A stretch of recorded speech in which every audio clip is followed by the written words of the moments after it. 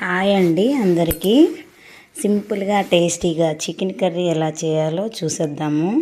First ముందుగా అయితే chicken ఒక అరకిలో చికెన్ తీసుకొని శుభ్రంగా కడిగి ఉప్పు, కారం, పసుపు, అల్లం వెల్లుల్లి పేస్ట్, పెరుగు వేసి కలిపి ఒక 15 to 20 minutes ఫ్రిడ్జ్లో పెట్టుకోవాలండి.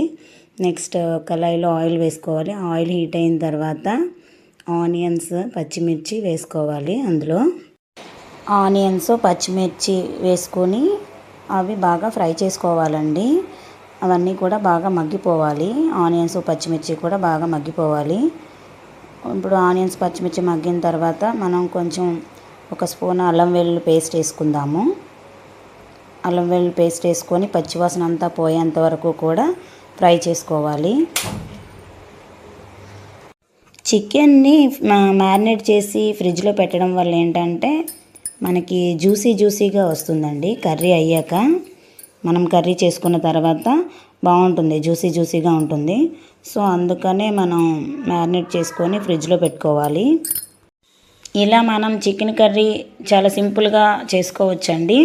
ఎవరైనా మనకి అనుకోకుండా ఎవరైనా రిలేటివ్స్ వచ్చినా, చుట్టాలు ఎవరైనా వస్తే ఇలా సడన్గా మనం చేయటానికి వీలుంటుంది. తొందరగా అయిపోతుంది కూడా. దీని కాంబినేషన్గా మనం చికెన్ చేసుకొని బిర్యానీ చేసుకోవచ్చు, లేదంటే రైస్ కూడా పెట్టుకోవచ్చు.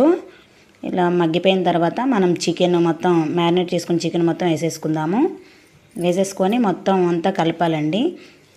వాటర్ మొత్తము కూడా బయటికి వచ్చేలాగా మొత్తం కుక్ అవ్వాలి. చికెన్ మొత్తం వాటర్ మొత్తం బయటికి వచ్చేస్తుంది కదా. వచ్చేసిన తర్వాత మనకు కావాలంటే ఇంకా స్పైసెస్ యాడ్ చేసుకోవచ్చు. నేనైతే ఆల్రెడీ మ్యారినేట్ చేసిన దాంట్లో వేసా కదా, ఇంకా వేయలేదు.